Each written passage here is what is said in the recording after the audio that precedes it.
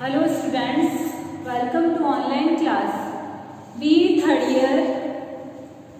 Students, हम लोग Germany के महान सामाजिक विचारक जुर्गेन हेबरमास का अध्ययन कर रहे थे। किसका अध्ययन कर रहे थे? जुर्गेन हेबरमास का। ये कहाँ के रहने वाले थे?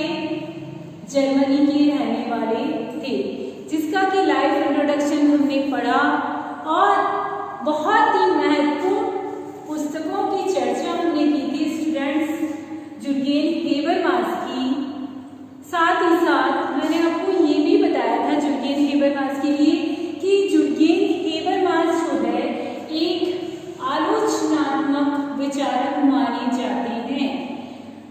जब लाइफ इंट्रोडक्शन पढ़ा तो उसके अंतर्गत मैंने आप लोगों को बताया था कि उन्होंने मार्क्स और फ्रायड के जो सिद्धांत दिए गए थे उनसे कुछ ग्रहण किया, साथ ही मार्क्स की उन्होंने क्या की? आलोचना भी की। इसीलिए उन्हें एक आलोचनात्मक सामाजिक विचारक के रूप में जाना जाता है। स्टूडेंट्स, साथ ही साथ मैंने आपको ये बताया था कि हेबरमास जो है फ्रैंकफर्ट संप्रदाय से संबंध रखते थे, जिससे कि मार्क्स और फ्रायड भी संबंध रखते थे। बाद में उन्होंने फ्रैंकफर्ट स्कूल ज्वाइन किया और उसके बाद उन्होंने फ्रैंकफर्ट विश्वविद्यालय में ही प्रोफेसर पद जो है वो ग्रहण किया। तो इस की लाइव इंट्रोडक्शन में हम अपना पढ़ चुके हैं। आज हम स्टूडेंट्स जुर्गेन हेबरमास की एक बहुत ही महत्वपूर्ण अवधारणा जो है, या फिर यूँ कह लीजिए कि जुर्गेन हेबरमास की का जो एक बहुत ही महत्वपूर्ण सिद्धांत है, उस सिद्धांत की चर्चा करने के लिए जा रहे हैं। वो सिद्धांत है स्टूडेंट वैधता का संकट। कौन सा सिद्धांत है? वैधता का संकट, या फिर यूं कह लीजिए समाज में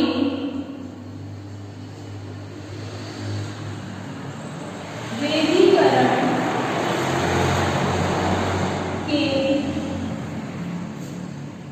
की संकटावस्था।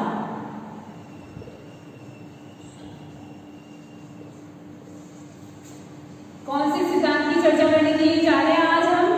जुर्गेन हेबरमास के बहुत ही महत्वपूर्ण सिद्धांत वैधता का संकट की चर्चा करने के लिए जा रहे हैं। स्टूडेंट्स, जैसा कि हम जानते हैं हेबरमास ने जो अपनी विभिन्न कृतियों की चर्चा की है या विभिन्न कृतियां जो लिखी है, उसके अंतर्गत उन्होंने आलोचनात्मक समीक्षा प्रस्तुत करने के साथ साथ ऐतिहासिक विश्लेषण जो है उसको प्रस्तुत करने का प्रयास किया है। या यूं कह लीजिए कि 20वीं शताब्दी के प्रारंभ में जो भी चोटी के विचारक आए, सभी ने इतिहास का प्रयोग अपने सिद्धांतों के अंतर्गत किया। चाहे मार्क्स ले लीजिए, फ्रायड ले लीजिए, या फिर मुख्य रूप से आप हेबरमास को ले लीजिए, तो जुर्गेन हेबरमास ने भी क्या किया? ऐतिहासिक विश्लेषण प्रस्तुत करने का प्रयास किया, क्योंकि ये भी क्या है? 20वीं शताब्दी के महान विचारक माने जाते हैं।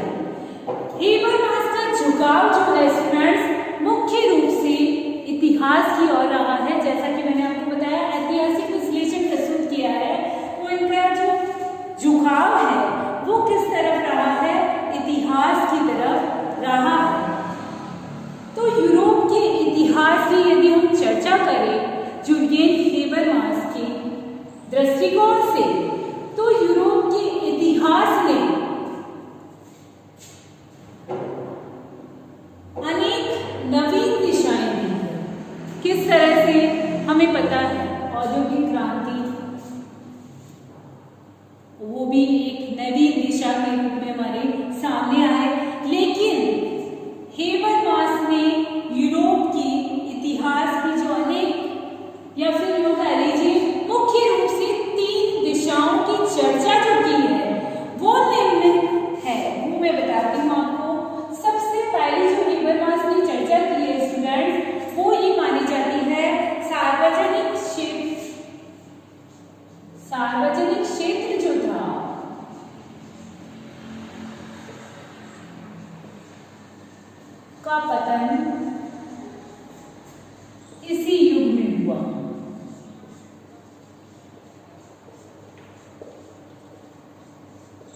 इसमें इसी युग 20वीं शताब्दी में जब जुर्गेन हेबरमास उस समय जब अपने सिद्धांतों का प्रतिपादन कर रहे थे, विभिन्न पुस्तकों का अध्ययन लिख रहे थे, लेखन कर रहे थे, उस समय सबसे पहले जो यूरोप के इतिहास में एक दिशा की चर्चा हुई वो था सार्वजनिक क्षेत्र का पतन हुआ। दूसरी जो चर्चा आती है वो ये आती है यूरोप की कि राज्य ने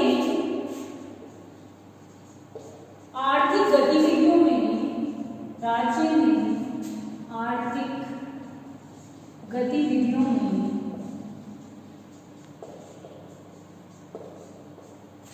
हस्तक्षेप प्रारंभ कर दिया था।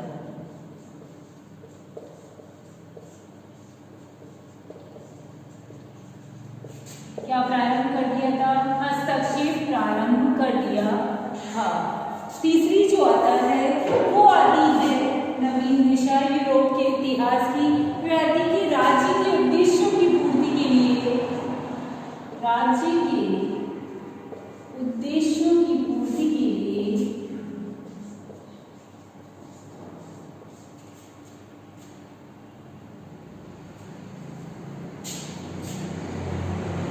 विज्ञान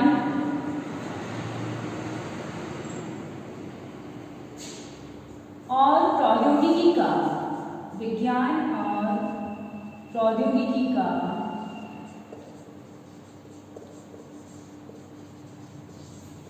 प्रभुत्व बढ़ा। क्या हुआ? विज्ञान एवं प्रौद्योगिकी, यानी यूरोप के इतिहास में क्या क्या परिवर्तन हुए सार्वजनिक क्षेत्र, यानी जो कुछ भी कार्य किया जाता था, जो कुछ भी उद्योग या कार्य जो किए जाते थे वो सभी कार्य सार्वजनिक क्षेत्र के अंतर्गत आते थे। लेकिन 20वीं शताब्दी के अंतर्गत जब जुर्गेन हेबरमास का उदय हुआ उस समय क्या हुआ? सबसे पहले सार्वजनिक क्षेत्र का पतन प्रारंभ हुआ। दूसरा जो हुआ राज्य अस्तित्व में आया और जो भी आर्थिक गतिविधियां थी उस पर राज्य ने अपना एकाधिकार कर लिया, यानी आर्थिक गतिविधियों में राज्य का हस्तक्षेप जो है वो प्रारंभ हो गया। और जब राज्य अस्तित्व में आया, राज्य ने हस्तक्षेप करना प्रारंभ किया तो उसने अपने उद्देश्यों की पूर्ति के लिए क्या किया? विज्ञान एवं प्रौद्योगिकी का प्रभाव जो है वो बढ़ा दिया। यानी जो भी कुछ होता किसके आधार पर? प्रत्यक्षवादी विज्ञान का प्रभाव बढ़ गया, प्रौद्योगिकी का प्रभाव बढ़ा और सब कुछ यानी जो भी कार्य होता था वो प्रौद्योगिकी मशीनों के द्वारा पूंजीवादी व्यवस्था का जो है प्रादुर्भाव हो गया। पूंजीवादी व्यवस्था जो है पूर्णतया पूरे समाज और राज्य पर हावी हो गई। इस प्रकार क्या हुआ? सार्वजनिक क्षेत्र का जो विकास, राज्य में का आर्थिक क्षेत्र में हस्तक्षेप और विज्ञान एवं प्रौद्योगिकी का जो प्रभुत्व बढ़ा, उसकी वजह से क्या हुआ? वैधता का संकट उत्पन्न हुआ। किसका संकट उत्पन्न हुआ? वैधता का संकट उत्पन्न हुआ। और इसी को जुर्गेन हेबरमास ने अपनी महत्वपूर्ण अवधारणा का नाम दिया वैधता का संकट, या फिर समाज में वैधीकरण की संकटा अवस्था। क्योंकि सब कुछ कार्य जो था किसके अंतर्गत आ गया था स्टूडेंट्स? राज्य के अंतर्गत आ गया था। पूरी गतिविधियां जो पूंजीवाद से संबंधित, विज्ञान प्रौद्योगिकी से संबंधित सभी कुछ किसके अंडर में थी? राज्य के अंडर में थी। तो इस वजह से क्या हुआ?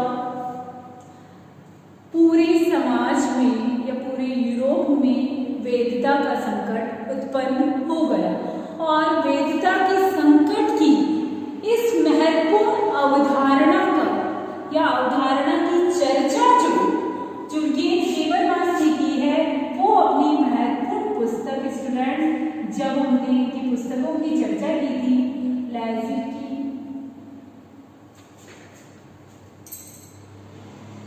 Legitimation, yes right, legitimation crisis,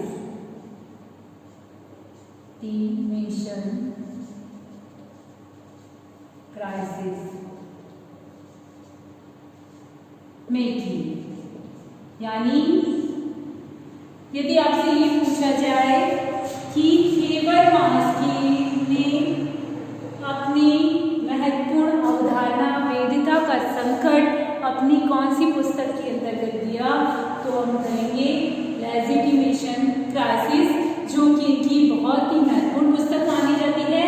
इसके अंतर्गत ही हेबरमास ने अपनी वेदिता की संकट की जो अवधारणा है उसका प्रतिपादन किया। वर्तमान में भी हम देखते हैं स्टूडेंट्स कि राज्य का जो हस्तक्षेप है वो समाज में पूंजीवादी व्यवस्था में जो है बहुत ही बढ़ता जा रहा है। और राज्य क्या चाहता है, किसी भी समस्या को, चाहे वो राजनीतिक समस्या होगी तो उस राजनीतिक समस्या को भी वो किस रूप में नाम लेता था, तकनीकी समस्या का नाम दे देता होता है। राजनीतिक रूप से कोई समस्या उत्पन्न हो रही है, अनेक समस्याएं हैं, अनेक मुद्दे हैं, लेकिन राज्य यह स्वीकार करके चलता है कि वो जो समस्याएं हैं वो राज्य की जो राजनीतिक समस्याएं नहीं होकर किस प्रकार की समस्याएं हैं, तकनीकी समस्याएं हैं। साथ ही साथ वो यह भी कहता है कि इन तकनीकी समस्याओं का जो हल है स्टूडेंट्स, यानी जो राज्य में विभिन्न प्रकार की टेक्नोलॉजी, विज्ञान और प्रौद्योगिकी से संबंधित जो भी समस्याएं पाई जाती है उनका जो हल है वो किसके द्वारा निकाला जा सकता है, कर्मचारी तंत्र के द्वारा। यानी जो कर्मचारी तंत्र है, जो कार्य करने वाला तंत्र है पूंजीवादी व्यवस्था के अंतर्गत, प्रौद्योगिकी व्यवस्था के अंतर्गत जो कर्मचारी तंत्र का संगठन है, उन सारी समस्याओं का हल जो है सिर्फ और सिर्फ उनके द्वारा ही निकाला जा सकता है। अर्थात वर्तमान में राज्य मुद्दों अथवा समस्याओं को अराजनीतिकरण के रूप में देख रहा है कि ये राजनीति नहीं बल्कि अराजनीतिकरण है। यानी किसी भी प्रकार की कोई भी समस्या आती है राजनीति से संबंधित तो उसको किसका जामा पहना देता है, वो प्रौद्योगिकी समस्या का जामा पहना देता है। और ये ऐसा करके वो क्या कर रहा है, अराजनीतिकरण कर रहा है कि किसी भी समस्या का जो हल है वर्तमान में वो सिर्फ और सिर्फ तकनीकी ढंग से ही किया जा सकता है। तो इस प्रकार से हेबरमास जो है मुख्य रूप से ये बताने का प्रयास करते हैं कि यूरोप, अमेरिका और एशिया में जो वर्तमान में प्रौद्योगिकी की प्रक्रिया चल रही है स्टूडेंट्स, यह नई हवा जो है वो तकनीकी चेतना की वजह से है कि जैसे जैसे व्यक्ति पूंजीवादी व्यवस्था के अंतर्गत टेक्नोलॉजी का प्रयोग कर रहा है, तकनीकी चेतना के रूप में जागृत हो रहा है और इसी वजह से वो तकनीकी चेतना की वजह से ही क्या हो रहा है, प्रौद्योगिकी का प्रयोग कर रहा है और विकास जो है उसकी वजह से तीव्रता से बढ़ता जा रहा है। तो इस प्रक्रिया ने इसी कारण से, यानी जैसे जैसे प्रौद्योगिकी का प्रभाव बढ़ रहा है समाज में क्या बढ़ता जा रहा है, वेदिता का संकट जो है वो उत्पन्न होता जा रहा है। क्या उत्पन्न होता जा रहा है, वेदिता का संकट उत्पन्न होता जा रहा है। और इस वेदिता के संकट से एक जो नवीन अवधारणा विकसित हुई है जिसे हेबरमास ने उपकरण कारण, किस अवधारणा का नाम दिया है, उपकरण कारण की अवधारणा का नाम दिया। किसका नाम दिया है, उपकरण कारण की अवधारणा का नाम दिया है, जिसे वेबर जो है साध्य साधन की अवधारणा कहते हैं। क्या कहते हैं वेबर, साध्य साधन की अवधारणा का नाम दिया है। यानी सीधे से हेबरमास ने ये बताने का प्रयास किया है कि जब राज्य का हस्तक्षेप आर्थिक क्षेत्र में ज्यादा बढ़ जाता है, विज्ञान और प्रौद्योगिकी का प्रभुत्व बढ़ जाता है स्टूडेंट, तो समाज में क्या उत्पन्न हो जाता है, वैधता का संकट उत्पन्न हो जाता है। और इस वैधता के संकट को ही हेबरमास ने उपकरण कारण का नाम दिया है, या उपकरण कारण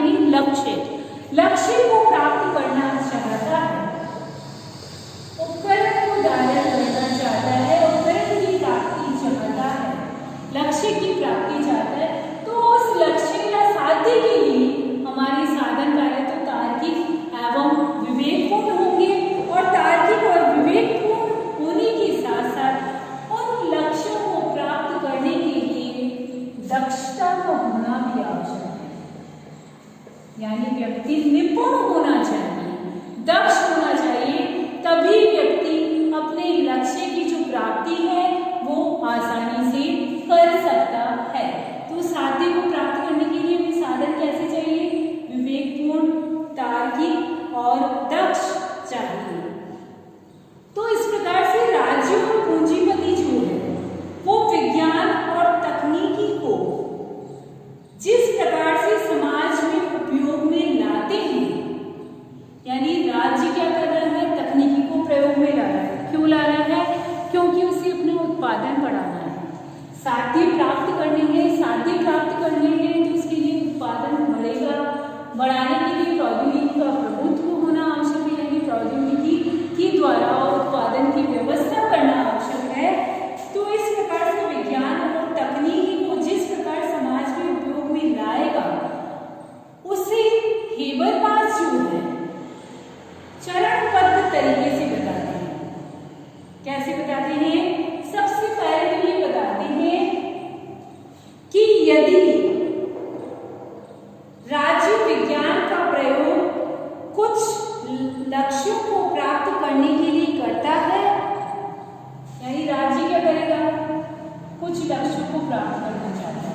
क्या करना चाहता है? कुछ लक्ष्यों को, जैसे उसका लक्ष्य है उत्पादन को बढ़ाना, मार्केट में, बाजार में अपनी जो व्यवस्था है, पूंजीवादी व्यवस्था, उसको बनाए रखना। तो वह क्या करेगा? वह दक्षता के आधार पर क्या करेगा? समूह का निर्माण करेगा। क्या करेगा? समूह का निर्माण करेगा। किसके आधार पर? दक्षता के आधार पर। राज्य क्या करेगा? लक्ष्य प्राप्त करने के दक्षता के आधार पर वह समूह का निर्माण करेगा, और ये समूह जो है ऐसे होंगे जो कि उसे लक्ष्य प्राप्ति में सहयोग दे सके। क्या कर सके? उसे लक्ष्य प्राप्ति में सहयोग दे सके। ऐसे समूह की दक्षता के आधार पर कि ऐसे व्यक्ति होने चाहिए। तो जो हमारा लक्ष्य है, हमने जो लक्ष्य निर्धारित किया है, उस लक्ष्य के आधार पर वह क्या करता है? ऐसे समूह का निर्माण करता है जो कि उसे उन लक्ष्यों को प्राप्त करने में सहायता दे सके। और इन लक्ष्यों को प्राप्त करने के साथ साथ हमारे समाज में जो भी मूल्य है, उन मूल्यों का दक्षता के साथ प्रयोग करे, विवेकशीलता के साथ प्रयोग करे। ये नहीं कि हमारे समाज में जो भी मूल्य पाए जाते हैं उन मूल्यों को तो आप छोड़ दीजिए और उन मूल्यों से हटकर, यानी विघटन की ओर जाकर विरोधी व्यवहार अपनाकर आप अपने लक्ष्य को प्राप्त करें। तो राज्य ऐसा भी नहीं चाहता है। वो ये चाहता है दक्ष या विवेकशील जो समूह है, वो समूह अपनी विवेकशीलता को काम में लेते हुए और समाज के जो मूल्य हैं उन सभी मूल्यों को बनाए रखते हुए अपने लक्ष्य को प्राप्त करे। तो अंत में वह जिस नवीन दुनिया की कल्पना करते हैं स्टूडेंट्स, उनमें निर्णय का संपूर्ण उत्तरदायित्व जो है वो किस पर होता है?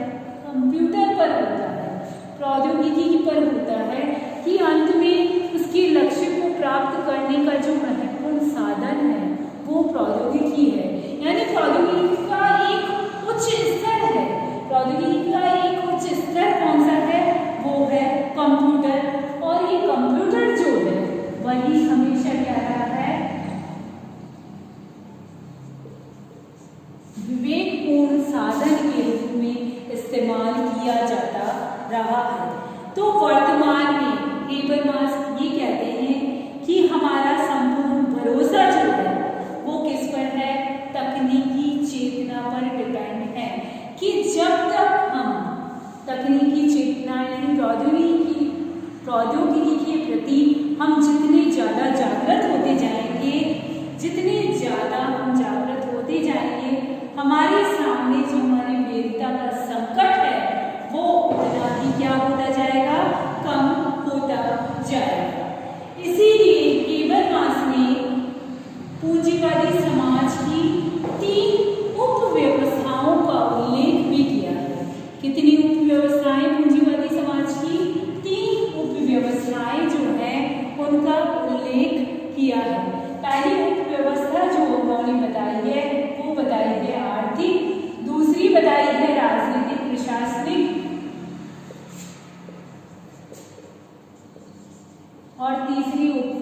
जो बताई है वो बताई है सांस्कृतिक, यानी समाज में जो हमारी विवेकशीलता है, जिन मूल्यों को बनाए हुए हम जिस और आगे बढ़ रहे हैं या फिर हम अपने लक्ष्यों को साथी को प्राप्त कर रहे हैं, उसके लिए हमें इन तीनों उप व्यवस्थाओं को ध्यान में रखना होगा। पहली उप व्यवस्था आर्थिक, दूसरी राजनीतिक प्रशासनिक और तीसरी जो है सांस्कृतिक। यानी आर्थिक व्यवस्था पर किसका प्रभाव है? राज्य का। राजनीतिक प्रशासनिक व्यवस्था भी अपने अधिकारी तंत्र के द्वारा इन पर अपना नियंत्रण रखता है। और सांस्कृतिक, जैसा कि मैंने आपको बताया कि मूल्यों को ध्यान में रखकर ही हमें अपने लक्ष्य या साधनों को प्राप्त करना है। तो ये सांस्कृतिक व्यवस्था जो है, इसके अंतर्गत हमारे समाज के जो भी मूल्य है, उन मूल्यों का प्रभाव जो है महत्वपूर्ण रूप से पाया जाता है। तो हेबरमास कहते हैं इन तीनों व्यवस्थाओं को बनाए रखते हुए हमें क्या करना है? हमें अपने लक्ष्य की प्राप्ति करनी है। आगे चलकर हेबरमास जो है, इसे एक जीवंत दुनिया का नाम देते हैं। किसका नाम देते हैं स्टूडेंट? जीवंत दुनिया। कैसी दुनिया? जीवंत दुनिया। जीवंत दुनिया जहाँ व्यक्ति एकदम से जागरूक है, उसमें चेतना पाई जाती है और प्रौद्योगिकी का अपनी विवेकशीलता के आधार पर प्रयोग करता है। और इसीलिए हेबरमास इसे क्या नाम देते हैं? जीवंत दुनिया का नाम देते हैं। और इन तीनों व्यवस्थाओं ने, आर्थिक, राजनीतिक, प्रशासनिक और सांस्कृतिक व्यवस्थाओं ने क्या उत्पन्न कर दिया? हमारे समाज में वैरिता का संकट उत्पन्न कर दिया है। क्योंकि यह व्यक्ति महत्वपूर्ण नहीं है स्टूडेंट, बल्कि क्या महत्वपूर्ण माना जा रहा है? कंप्यूटर, यानी जो टेक्नोलॉजी वर्तमान में इस्तेमाल की जा रही है, उस टेक्नोलॉजी को इन्होंने अत्यंत ही महत्वपूर्ण माना है। तो इस सब से हमारे सामने उभर कर जो बातें आती है स्टूडेंट्स, सबसे पहला तो ये आ जाता है आर्थिक संकट उत्पन्न हो जाता है।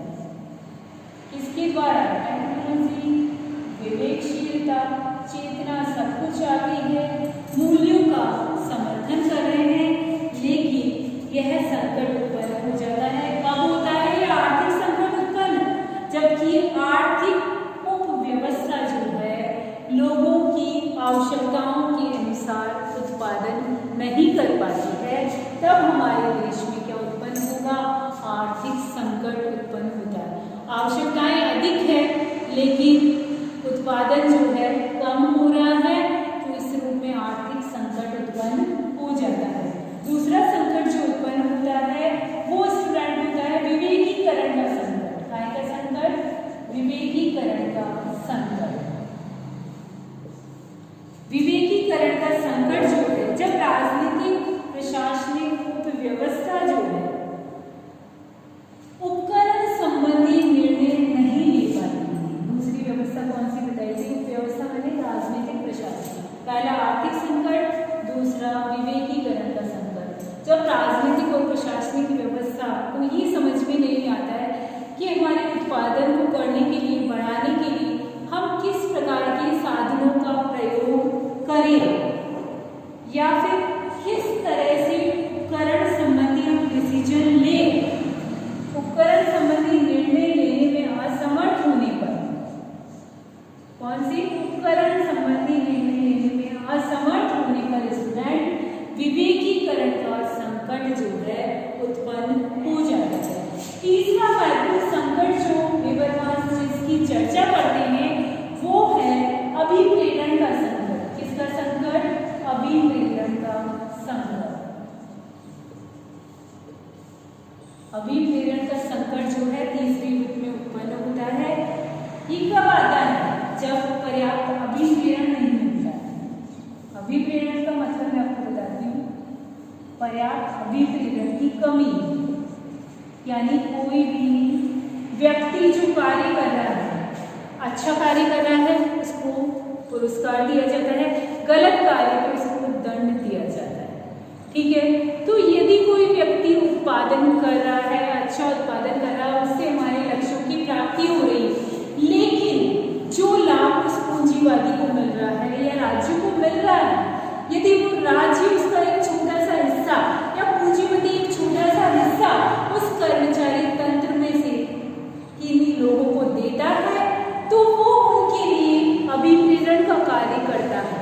लेकिन जब ऐसा होता है कि उत्पादन तो बहुत ही अत्यधिक मात्रा में करवाया जा रहा है, लेकिन वो लोग जितना कार्य कर रहे हैं उनके हिसाब से उनको उसका लाभ नहीं मिल रहा है, अभिप्रेरण नहीं मिल रहा है, तो उस समय ऐसी स्थिति उत्पन्न हो जाती है।